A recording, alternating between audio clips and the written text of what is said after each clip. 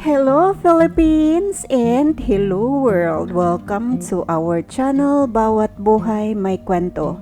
Isang inspirational love story ang aking handog sa inyo ngayon. Ano yung pinapakain mo sa mami ko? Diba, kabilin-bilinan ko sa'yo na sulit ang ipapakain mo sa kanya? Wika ni Cheryl, masungit na anak ng matandang alaga ni Ashley.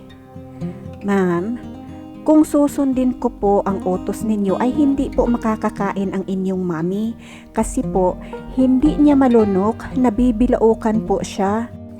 Mainam na po yung nakablender para mas madali po sa kanya. Pangangatwira ni Ashley. Aba, ako ba ay iyong sinasagot-sagot? Di ba, ako ang nagbabayad sa'yo para alagaan ang mami ko? Bumuntong hininga ng malalim si Ashley. Nagpapaliwanag lang po. Tama nga po kayo, binabayaran po ako ninyo para alagaan ang inyong mami.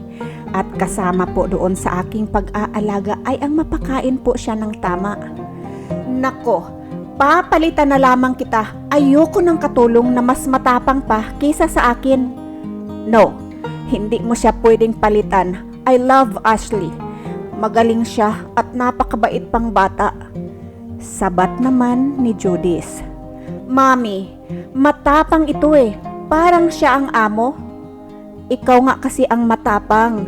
Lahat na lang ng gusto mo kailangan masunod. Hindi ko nga malunok ang gusto mong ipakain sa akin. Anong kaguluhan na naman itong naririnig ko, Mami? Dinig na dinig ang boses mo sa baba. Saway ni Wilbert, anak ni Cheryl, na apo naman ni Judith. Ito kasing tonta na katulong, sinagot-sagot ako. Hindi naman siya sinagot ni Ashley. Dipinsa naman ni Judith sa kanyang tagapag-alaga. Mom, bakit mo naman siya tinawag na katulong? I-nurse naman ito. Hi, I'm Wilbert. Malugod naman tinanggap ni Ashley ang palad ni Wilbert, tanda ng pagpapakilala. Ako naman si Ashley. Ay nako Ashley, kapag naabutan pa kitang pinapakain mo ang mami ko ng nakablender, nako magbalot-balot ka na dahil papalitan na talaga kita. No, sinasabi ko sa'yo Cheryl, hindi mo siya pwedeng palitan. Ikaw ang wag nang pumunta dito. Ayon pa sa matanda. Grandma, hindi natin siya papalitan ha. Gusto mo ba si Ashley? Nakangiting tanong ni Wilbert. Oo, gustong gusto ko siya kasi kinakantahan niya ako at niyayakap. Gusto ko yun. Mabuti pa nga si Ashley. Yung mami mo, mula nung mag-high school, hindi na ako ginagalang, wala nang pakialam sa akin. Naiiyak na sabi ni Judith. O sige na, pangako ko sa'yo, hindi natin papalitan itong si Ashley, okay? Nakangiting sabi ni Wilbert. Ashley, gawin mo lang kung ano sa tingin mo ang nakakabuti kay Grandma. Ikaw na ang bahala, I trust you. Sabay tapik ng binata sa balikat ng dalaga. May kung anong kuryente naman ang dumaloy sa kalamnan ni Ashley. Mga ilang minuto pa ay tinawag na ni Cheryl ang anak para umuwi na. Narinig mo yung sinabi ng apo ko, Ashley? Gusto ko, ikaw ang mapapangasawa niya. Mabait ang apo kong yun. Kinilabutan naman si Ashley sa sinabi ng iyon ng kanyang madam. Naku madam, wag po kayong magsalita ng ganyan. Nakakahiya naman po, baka may makarinig sa atin. Ay, wag kang mahiya dahil ikaw talaga ang napupusuan ko para sa aking apo. Halika nga dito, tabihan mo nga ako. Mga ilang araw pa ang lumipas ay ang anak naman na babae ni Cheryl ang dumalaw kay Madam Judith. Alam mo Ashley, kaya bihira akong pumupunta dito. Nasasaktan kasi ako sa kalagayan ni Grandma. Dati, siya ang punong abala sa pag-aalaga sa aming lahat. Pati nga yung dalawang anak ko, inalagaan niya rin. Nakakahiya. Kami ang pamilya pero hindi namin siya kayang alagaan. I love her so much. At Pagpasensyahan mo na rin ang mami ko. She is very controlling. Mula nung nagkasakit si grandma, pakiramdam ko, lalo siyang naging control freak. Kaya ikaw na ang bahala kay grandma ha? At huwag ka rin magdalawang isip na sagutin ang mami ko basta nasa tama ka lamang. Kaya ko ito sinasabi sa'yo dahil alam kong mabait kang tao. Napakaswerte nga namin dahil dumating ka sa buhay namin eh. Ang gaang-gaang ng pakiramdam ko sa'yo. Mahabang litanya ni Carol. Si Wilbert naman ay padalas ng padalas ang pagdalaw sa kanyang lula. Madalas nga ay may dala pa itong mga flowers. Ashley, flowers? Tinatanggap naman ng dalaga ang mga iyon at ina-arrange sa flower vase. Hindi nakaligtas kay Madam ang mga malagkit na tingin ni Wilbert kay Ashley. Iha, pwede bang pakigawa mo ako ng oatmeal? Utos ng Madam. Madali namang kumaripas ang dalaga sa kusina. Iho, napapansin ko panay ang tingin mo kay Ashley ah. May gusto ka ba sa kanya? Alam mo, gustong gusto ko talaga siya para sa'yo. Diba yun lagi ang sinasabi ko sa'yo kahit noong nasa Amerika ka pa? Napakabait na bata at napakaganda pa. Nakangiting lahad ni Madam. Grandma, I think I like her. Oh, di ligawan mo na. Gusto mo bang maunahan ka pa ng iba? Alam kong may kababata yan na masugid na mangliligaw sa kanya. Kaso, sabi niya sa akin, marami pa raw siyang pangarap na gustong marating para sa kanyang pamilya. Iho, pakiramdam ko malapit na akong lumisan sa mundong ito. Gusto ko sana na makita kang masaya at magkapamilya na at nang hindi ka naririndahan niyang ina mong galit yata sa mundo. Grandma, bakit nga ba kasi ganyan si Mami? Parang pinapasan ang daigdig. Iwan ko ba dyan sa nanay mong yan? Maya-maya pa ay pumasok na ang dalagang si Ashley na bit-bit ang oatmeal ni Madam. Wilbert, apo, hindi naman lingid sa iyong kaalaman na matagal ko ng nurse itong si Ashley, di ba? Mabait na bata at pareho kayong dalagat binata, walang girlfriends, walang boyfriend. Bakit hindi na lamang kayo ang magpakasal? Dahil sa sinabing iyon ni Madam ay nabitawan ng dalaga ang mangkok na naglalaman ng oatmeal. Ay, sorry po. It's okay. Ayon pa kay Wilbert na mabilis nitong dinampot ang mangkok sa sahig. Nahawakan niya tuloy ang kamay ng dalaga. Pakiramdam ni Ashley ay tumigil ng panandalian ang mundo. Ashley, are you okay? Sir, ako na po ang bahala, pasensya na po kayo. Hindi makatingin ang dalaga kay Wilbert. Iha, hayaan mo na yan, hindi naman talaga ako nagugutom eh. Wala ka namang kasintahan, Iha, hindi ba? Binata at walang kasintahan din itong aking apo. Sana, bago man lamang ako mamaalam ay maikasal na kayo.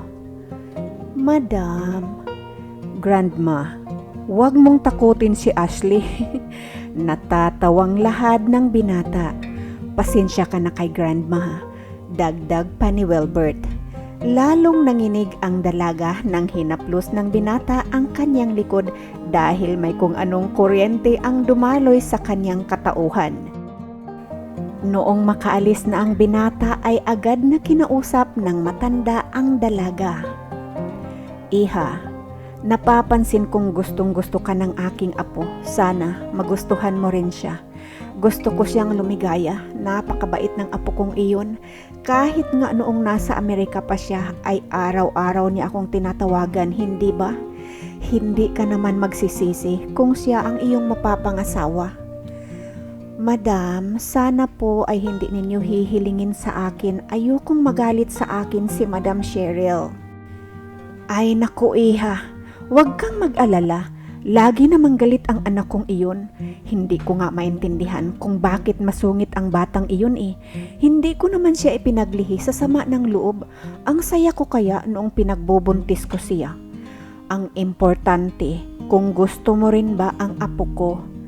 Ngiti lamang ang isinagot ng dalaga. Mga ilang buwan pa ang nakalipas ay dinala sa emergency room si Madam dahil bumaba ang blood counts nito. At silang dalawa lamang ni Wilbert ang andoon para samahan si Madam Judith. Mga ilang oras lamang ang nakalipas ay nag-declare na ang doktor na namaalam na si Madam Judith. Napaiyak ng husto ang dalaga kaya niyakap ito ng binatang si Wilbert. Pagkatapos ng libing ay umuwi na kaagad ang dalaga sa kanilang tahanan. Isang araw, may natanggap ang dalaga na liham galing sa attorney na kailangan niyang magpunta sa bahay ni Madam Judith for the reading of testament. Attorney, andito na kaming lahat, bakit hindi pa tayo mag-umpisa? Hindi na nakasagot ang attorney noong biglang bumukas ang main door. Napakunot noo si Cheryl noong makita nito si Ashley ang iniluwa ng pintuan. Anong ginagawa ng babaeng yan dito? Galit na tanong ni Cheryl. Kasali siya sa may tatanggapin mula kay Madam Judith. Anong kalokohan yan? Bakit may tatanggapin siya? Mom, relax. Kailangan natin igalang kung ano ang nakasaad dyan sa will and testament ni Grandma. Ani Wilbert. Tahimik lamang na umupo ang dalaga sa bakanting upuan. Napatingin siya kay Cheryl at nakita niya na parang nag-aapoy ang mga mata na itong nakatingin sa kanya. Kaya napayuko na lamang si Ashley. Okay, total kompleto na kayo. Mag-umpisa na tayo. Ayon sa attorney, ang dalawang car dealership na nasa Oklahoma City ay mapupunta sa aking anak na si Cheryl. Ang mansion, farm at ang 3 car dealership dito sa Texas ay mapupunta sa 2 taong pinakamalapit sa aking puso. Yan ay walang iba kundi ang aking apo na si Wilbert at ang kanyang kasintahan na si Ashley. Hindi lamang si Ashley ang nagulat sa nakasaad sa testamento, kundi pati si Wilbert, lalong-lalo na si Cheryl. What the hell? Anong ibig sabihin nito, Wilbert? Nakikipagrelasyon ka sa hampas lupang iyan? Yes, Mom. Kasintahan ko si Ashley. Pagputol ni Wilbert sa sasabihin sana ni Ashley. Totoo ba ito, Ashley? Hindi lang pala ang mami ko ang nauto mo kundi pati itong anak ko? Anong gayuma ang ginamit mo sa kanila? No, hindi ko matatanggap ang lahat ng ito, lalong-lalo na ang babaeng yan. Hindi malaman ni Ashley kung ano ang sasabihin sa mga oras na iyon at napansin ito ng binata kaya nilapitan niya ang dalaga at inalalayan. It's okay. Just go with the flow, okay? Bulong ng binata sa dalaga. Ikaw na babae ka. Ayokong makita yung pagmumukha mo, ha? Attorney, ang mami ko ba talaga ang may gawa niyan? O baka naman kayong dalawa ng babaeng iyan ang may pakana nito? Mom! Stop it! Saway naman ni Carol sa kanyang ina. Miss De La Fort, baka nakalimutan mong attorney ako para paratangan mo ng ganyan? Ngunit alam naman ni Madam na mangyayari ito kaya narito ang ginawa niyang video. Ako si Judith De La Fort, 76 years old na sa tamang pag-iisip. Lahat ng nakasulat sa testamentong babasahin ng aking attorney ay pawang legal at katotohanan. Ang aking mansyon na ito, ang 3 car dealership, farm dito sa Texas at ang pera sa bangko ay ipamamana ko sa aking apo na si Wilbert De La Fort at sa aking mabait na nurse na si Ashley Rigodon. Alam kong hindi pa sila nakikita ng apo ko ng personal, ngunit nais ko at hangad ko na sila ang magkatuluyan. Wilbert apo at Ashley, nais kong pagtulungan ninyong palaguin itong mga negosyo na iiwan ko sa inyo. At dito kayong dalawa maninirahan sa mansyon na ito. Ang 2 pharmacy na minamanage ni Carol ay parihong mapupunta sa kanya. Cheryl anak, Alam kong hindi mo magugustuhan itong ginawa ko, pero ito ang nais ko, kaya sana respetuhin mo. Ginawa ko ang video na ito January 14, 1969. No, Mommy. Hindi ito pwede. Hindi ko ito tatanggapin dahil sigurado ako na brainwash ka lang ng babaeng yan. Miss De La Fort, nasa bakasyon si Miss Rigodon noong ginawa ni Madam ang testamentong ito. Sa ayaw at sa gusto mo ay bahagi si Miss Rigodon sa ari-arian ninyo. Hindi ko po matatanggap yan, attorney. Sa wakas, may salita na rin na namutawi sa bibig ng dalagang si Ashley. No, Ash. Kailangan natin irespeto ang wish ni Grandma. Okay lang kung hindi mo ako pakasalan, ngunit kailangan dito tayo maninirahan na dalawa sa tahanang ito at magtulungan tayo na palaguin ang negosyong binigay sa atin ni Grandma. Wilbert, are you really out of your mind? Nakikipagrelasyon ka talaga sa babaeng iyan na taga-alaga ng lola mo? Anak naman, huwag mong ibaba ang sarili mo. Mom, baka nakalimutan mong nurse itong aking kasintahan at tauhan niyo lang din noon sa rancho ang ama ko? Natahimik si Cheryl sa sinabing ama ni Wilbert dahil kahit minsan hindi naman ito nabanggit o napag-usapan ang tungkol sa ama ng binata. Noong dumako ang paningin ng binata sa dalaga, nakita nito ang mga tanong sa kanyang mga mata kaya kinindatan nito ang dalaga. Maya-maya pa, kinamayan na ni Wilbert ang attorney para magpasalamat at magpaumanhin na rin sa sinabi ng kanyang ina laban dito. Pagsisisihan mo ang araw na ito, babae ka, sabi ni Cheryl sabay duro sa mukha ng dalaga at nakita iyon ni Wilbert. No, Mom. Kung wala ka talagang galang sa desisyon ni Grandma, wala akong magagawa doon. Pero sana ay isipin mo na ina ka rin. Ayaw mo naman sigurong danasin ang pinadanas mo kay Grandma, ano?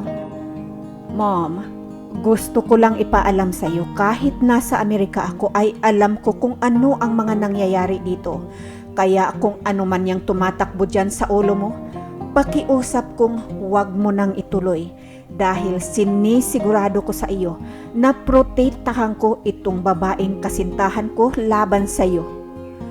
Anak, ano ba ang nangyayari sa'yo? Naniniwala ka ba talagang nasa katinuan ang lola mo noong ginawa niya ito? Sigurado ka bang hindi siya inimpluwensyahan ng babaeng yan? Oo, naniniwala ako. Dahil napag-usapan namin ito kahit noong nasa Amerika pa lamang ako.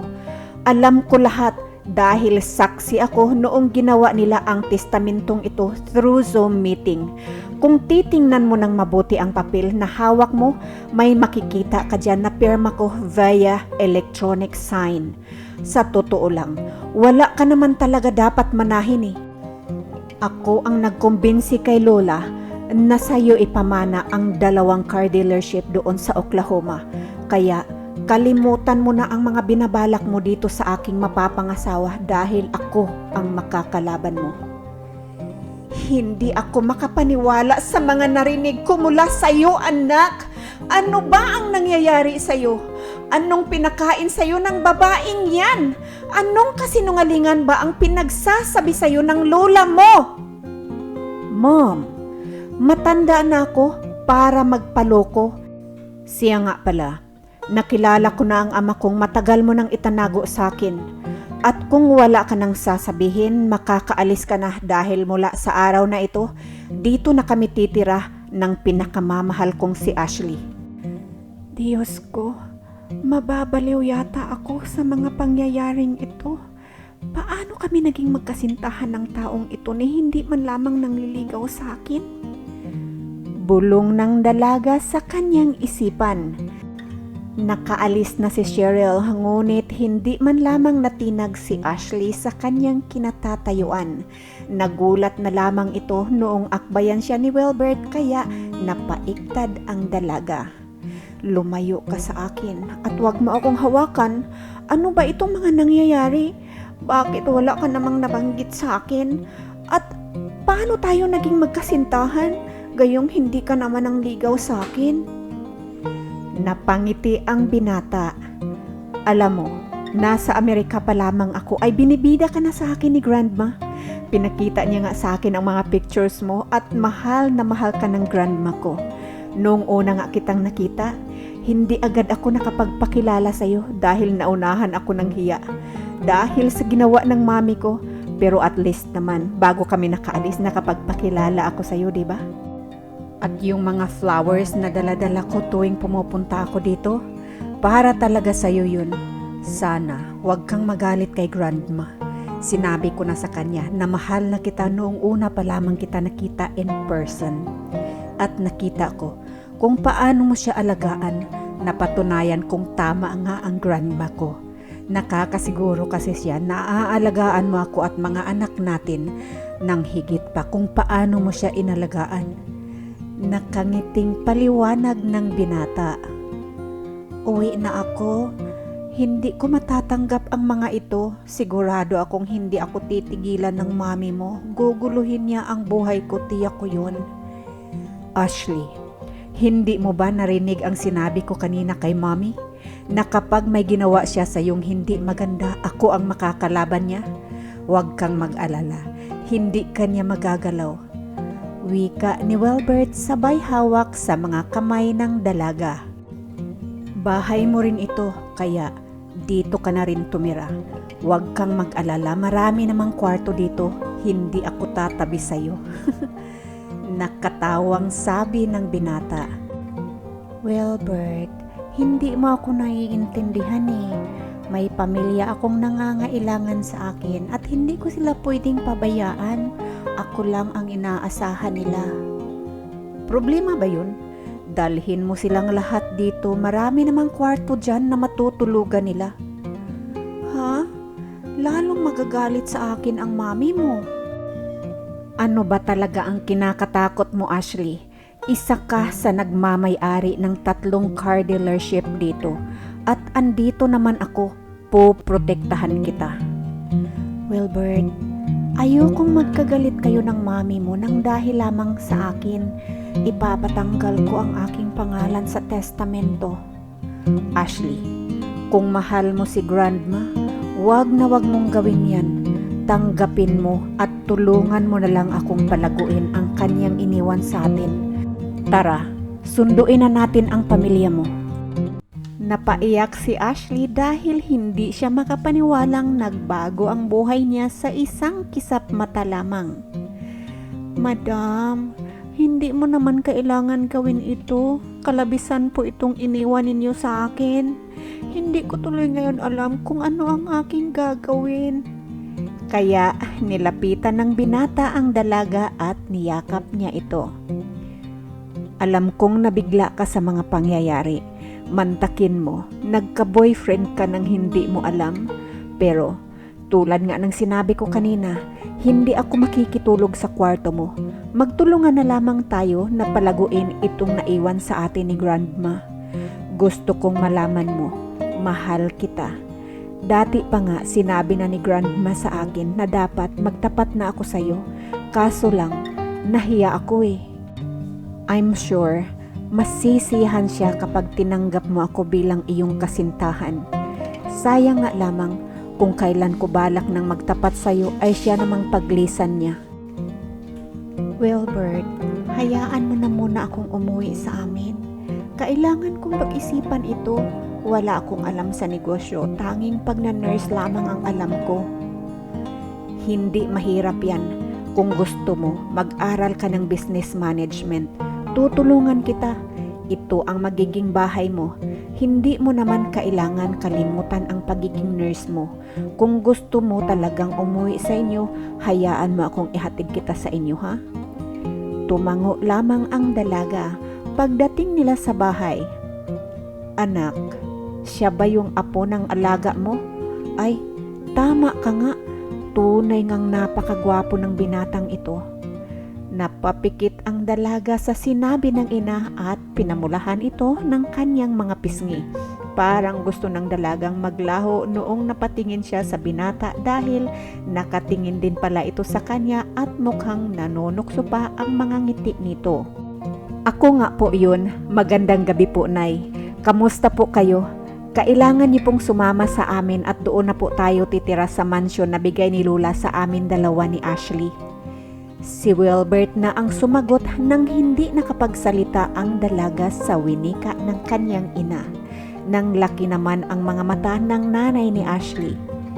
Siya nga, mahal po ni Lola ang anak ninyo, Nay, at mahal ko po siya. Sandali lang, iho. Hihinga lamang muna ako ha, doon muna ako sa labas. Noong makaalis na ang ina ng dalaga at naiwan sila sa loob ng bahay. Wilbert, ano ka ba? Binigla mo naman ang mama ko. So, kinukwento mo pala ako sa mama mo ha? Tanong ng binata na may pangiti-ngiti pang nalalaman. Pinamulahan tuloy ng pagmumukha ang dalaga. Okay lang yan, mahal ko. Naiintindihan ko kung nahihiya ka sa akin. Pero kailangan talaga na doon kayo maninirahan sa mansyon. Mag-hire na lamang tayo ng movers para hindi na kayo mapagod. Asaan ba ang iba mong kapamilya? Kaming dalawa lang naman ni Mama. Natawa ang binata. Kung makapag-alala ka sa pamilya mo, akala ko sangkatutak sila. Maya-maya lang ay bumalik na si Mama Belen sa loob ng bahay. Okay na po ba kayo, Ma? Mag-hire na lamang po tayo ng movers para hindi na po kayo mapagod. Iimpakin nyo na lamang ang inyong mga personal na kagamitan para makauwi na tayo doon sa mansyon. Wika ng binata. Anak, hindi naman ako nananaginip, ano? Hindi po kayo nananaginip, Mama. Ayon pa kay Wilbert. Iho, kailangan ba na doon kami kaagad tumira ngayon na? Opo, kasi 2 buwan na po na mga tauhan lamang natin ang mga nakatira doon. Kailangan na po natin parehong lumipat doon sa mansyon at bukas maghahanap na rin ako ng mapapasukan nitong napakaganda mong anak para sa kursong business management. Wika ng binata sabay tapik sa balikat ng dalaga. Napabuntong hininga naman si Ashley. Parang panaginip ang lahat ng mga nangyayari ngayon sa buhay ko. Natawa naman ang binata sa sinabing iyon ng dalaga. O sige, sabihin na lamang natin na nanaginip ka para makauwi na tayo. Dali-dali namang nag-impake si Mama Belen ng kanyang mga importanteng gamit. O anak, bakit hindi ka pa nakapag-impake? Hala na, tutulungan na kita. Gumagabi na. Noong marating nila ang mansyon. Mom, anong ginagawa mo dito? Wilbert, ano namang klaseng tanong yan? Bahay ito ng mami ko kaya may karapatan ako dito. At sino namang itong kasama mo? Oh, anong ginagawa ng babaeng yan dito? Mom, ito si Mami Belen, ina ni Ashley, at baka nakalimutan mong isa si Ashley sa nagmamay-ari ng mansyon na ito kaya dito na sila titira. Anak, dito ako titira. No, Mom. Ang tunay na nagmamay-ari ang titira dito. Kami yun ni Ashley. O diba, sabi mo na titira ang nanay ng babaeng low class na yan, kaya dito rin ako titira. Ay, sandali lang. Mawalang galang na nga. Ang anak ko ba ang sinabihan mong low class? Nurse ang anak ko at pinalaki ko siya ng maayos at wala akong hahayaan namang mamaliit sa kanya. Mama, saway ni Ashley sa kanyang ina. Aba anak, huwag kang pumayag na apak-apakan ka ng babaeng ito na puro naman make-up ang nagpapaganda sa kanya. Mayaman ka lang, pero hindi ka kagandahan. Ikaw ba ang nagmamay-ari ng makeup factory? Ay, sorry Wilbert ha. Mom, umuwi ka na. Wilbert, hindi mo ba ako'y pagtatanggol sa mga hampas lupang ito? Mommy, enough. Igalang mo ang aking mapapangasawa. Nagkatinginan ang mag-inang Ashley at Belen sa winika na iyon ng binata. Iho, Huwag mo munang paalisin yung ina mo para mapag-usapan natin kung kailan gaganapin ang inyong kasal. Ma, huwag mo nang patulan, ikaw naman eh. Anak, kailangan maikasal kayo kaagad nitong kasintahan mo nang hindi ka na matamatahin nitong babaeng ito. Matapang na sabi ni Mama Belen. Ay naku son, aalis na ako, ayokong malahian ng mga mahadirang iyan. Sabi naman ni Cheryl sabay talikod sa mga ito. Noong makaalis na si Cheryl ay kinausap ng masinsina ni Wilbert ang ina ng dalaga. Totoo po talaga na mahal ko ang inyong anak. Nagsisisi nga ako na hindi kaagad ako nagtapat. Ang totoo nga po niyan, inapura talaga ako ni Grandma na ligawan si Cheryl. Kaso lang, naghanap lang po talaga ako ng tamang pagkakataon. Yan po ang pinagsisisihan ko ngayon dahil wala na si Grandma. Iho, pag-isipan mo muna ng mabuti ang gagawin mo. Baka nadala ka lamang sa habilin ng iyong lola. Hindi madali ang pag-aasawa. Yung sinabi ko kanina ay pang-aasar lamang talaga yun sa iyong matapobring ina. Ayoko naman napapahamak ang anak ko. Kailangan nagmahalan talaga kayo ng totoo bago kayo magpakasal. Tama po kayo dyan, Ma. Hindi ko naman po pipilitin si Ashley. Ang sinasabi ko lamang po ay ang aking side. Mahal ko po talaga ang inyong anak. Pagkalipas ng 2 taon habang nag-aaral si Ashley sa kursong Business Management ay nagtatrabaho rin ito sa kanilang kumpanya. Isang gabi, ang akala ng dalaga ay si Wilbert ang bumukas ng pintuan. Nakasanayan na kasi ng dalaga na tinatapos niya na muna ang mga paperworks bago siya umuwi at sinusundo naman siya ni Wilbert.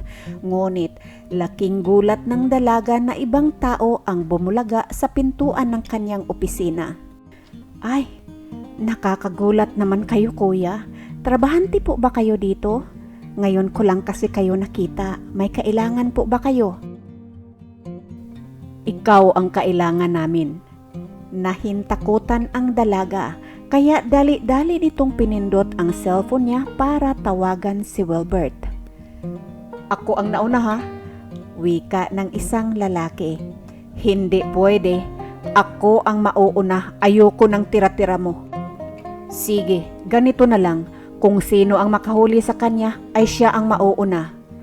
Mabilis na napindot ng dalaga ang emergency button kaya nag-alarm ang buong building. Huwag kayong lumapit sa akin dahil sigurado akong mananagot kayo. Tayong 3 na lang ang nandito kaya walang makakapigil sa aming gagawin. Habang nagdadrive naman si Wilbert patungo sa kinaroroonan ng dalaga ay nakita niyang tumatawag sa kanya si Ashley. Agad naman itong sinagot ng binata. Ngunit laking gulat ng binata nang marinig ang mga pangyayari dahil napindot pa ng dalaga ang pangalan ng binata sa kanyang cellphone bago niya ito nabitawan. Maya-maya pa ay may mga pulis nang dumating. Tatakbo pa sana ang 2 lalaki ngunit huli na ang lahat dahil nakapaligid na sa kanila ang mga kapulisan. Ilang minuto lamang ang lumipas, dumating na rin si Wilbert. Niyakap niya kaagad ang nanginginig na dalaga. Ash, okay ka lang? Mabuti at hindi ko kaagad in-off ang cellphone ko.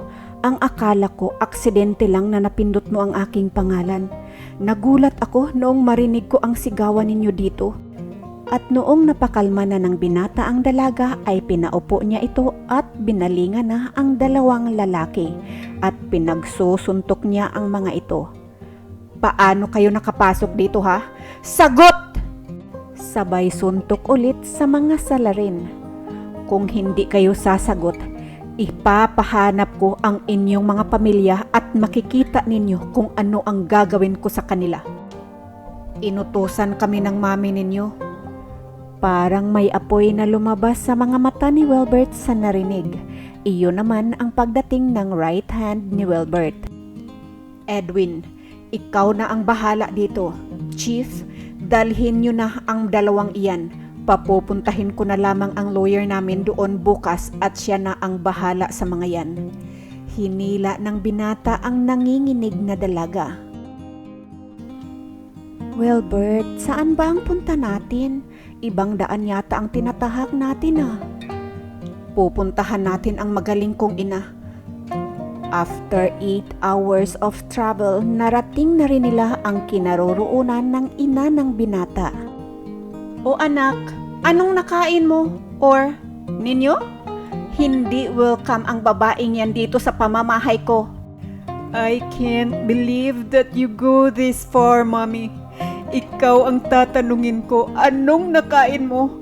Para mag-utos ka ng mga tao para gawa ng masama itong babaeng pinakamamahal ko? Napaiyak si Wilbert sa galit. Kung hindi nga lamang talaga kita, ina, baka nawasak ko na yung pagmumukha mo ngayon. Huwag mo sana akong sagarin na kailangan kong kalimutan na mag-ina tayo. Nagkakaganito ka ba dahil sa ipinamana ni Grandma dito kay Ashley?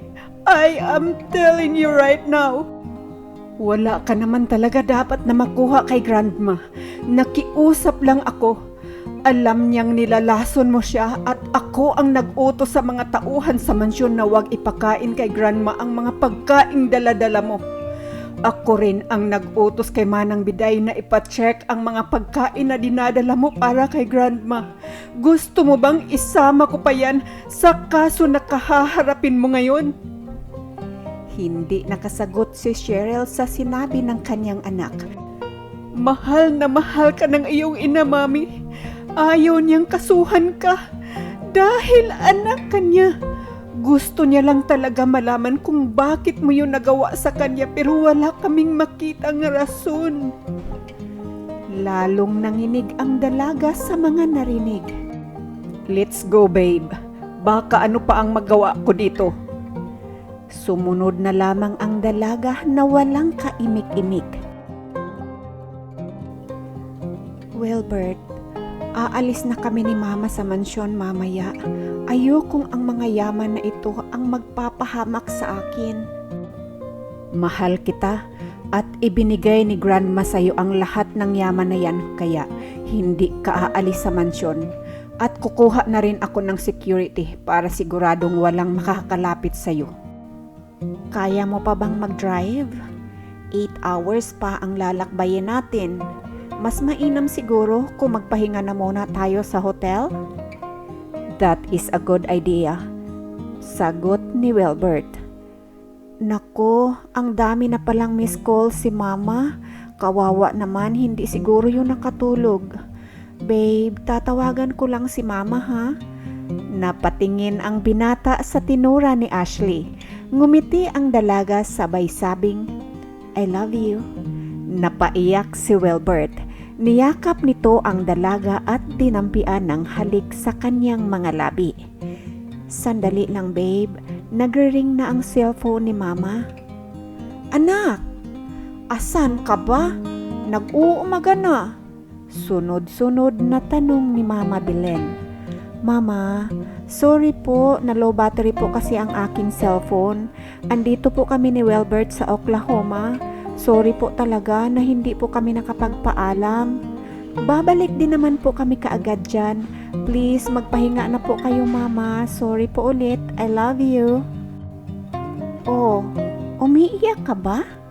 Tanong ng dalaga sa binata. Tears of joy. Natutuwa lamang ako dahil tinawag mo na akong babe. Nakangiti na rin ang dalaga. Alam mo, sinabi ko rin naman talaga kay Madam na mahal rin kita. Muling naglapat ang labi ng dalawa. Nagpaubaya si Ashley at malayang na angkin ni Wilbert ang pagkababae ng dalaga. Sa pagod din sa kanilang biyahe ay nakatulog kaagad ang dalawa pagkatapos nilang pagsaluhan ang tamis ng kanilang pag-iibigan. Noong malaman ni Mama Belen ang nangyari sa anak ay galit na galit ito. Anak, hindi natin kailangan ang yaman na ito. Tara na, uwi na tayo. Ayoko mapahamak ka dahil lamang dito. Ma, please, kakasuhan natin ang aking ina. kailangan niyang panagutan ang ginawa niya. Babe, no. Nanay mo yun. Ayoko siyang kasuhan. Hindi naman siguro niya uulitin ang ganyang ginawa. Napatingin si Mama Belen sa dalawa. Nginitian ng dalaga ng pagkatamis-tamis ang kanyang ina. Opo, Mama. Sinagot ko na po si Wilbert kanina. At magpapakasal po kami sa lalong madaling panahon. Ayon naman kay Wilbert, na ikasal nga ang dalawa at hindi inasahan ang pagdating ni Mami Cheryl at ama ni Wilbert. Napanganga ang ikakasal. Anak, hindi talaga ako manggugulo, gusto ko lang makipag-ayos. Nakayo kong wika ni Cheryl. Anak, nakipag-ayos na sa akin ang mami mo. Sino ba naman ako? Para naman magmatigas, di ba? At hindi ba? Lagi ko naman sinasabi sa'yo na mahal ko talaga ang mami mo. Wika naman ng ama ni Wilbert. Ashley, salamat at hindi mo ako kinasuhan. Sa bayakap sa kanyang manugang, lalapit na sana si Cheryl kay Mama Belen, ngunit wag na wag kang lumapit sa akin. Hindi pa ako handa makipag-ayos sa'yo at hindi ako kasing bait ng anak ko. Inang nasasaktan si Mama Belen, Mommy. Pasasaan ba't magiging okay rin po ang aking Mama Belen? Salamat, Ashley, sa pagtawag sa akin na Mami. Nang biglang nagduduwal si Ashley, napangiti naman si Wilbert dahil nakakasiguro ito na nagdadalang tao na ang magiging asawa. Anak, umayos ka nga muna dyan sa loob ng tiyan ng mami mo ha. Kailangan muna naming maikasal. Napadiretso ng tayo si Ashley. Buntis ako? Natawa naman ang ina nito. Anak, kung may nangyari sa inyo? Oo, malamang nagdalawang tao ka na nga. Yahoo! Magiging tatay na ako! Sigaw ni Wilbert, dahilan upang magtinginan ang mga naroroon. Magiging lolo't lula na tayo? Biglang nagyakapan ang nagbalae, ngunit napaismid si Mama Belen. Kung hindi lang talaga dahil sa magiging apo ko, hindi talaga ako makikipagbati sa'yo. Sa ngayon ay masayang namumuhay ang mag-asawang De La Fort kasama ang kanilang mga magulang. Parihong busy ang mag-asawa dahil pati ang dalawang car dealership na namana ni Judith ay binigay na rin ito sa mag-asawang Wilbert at Ashley. Mas pinili ng mga magulang ni Wilbert na ang farm na lamang ang i-manage dahil ito naman ang masterpiece ng kanyang amang si Willie Piper. Mga kaibigan, maraming salamat po sa patuloy ninyong suporta sa ating munting channel. Ang aral po natin sa kwentong ito ay, kung mabait ka, ay may grasyang darating katulad ni Ashley. Matapat na nag-alaga sa kay Madam Judith at hindi akalain na pamamanahan siya at ang pati pa ang apo ay namana niya rin. Kung hindi pa po kayo nakapag-subscribe, please subscribe na po kayo, like at share. Pakihit na rin po ng bell button para maging updated kayo sa ating mga new uploads. Tandaan po natin, bawat buhay may kwento. Hanggang sa muli, paalam!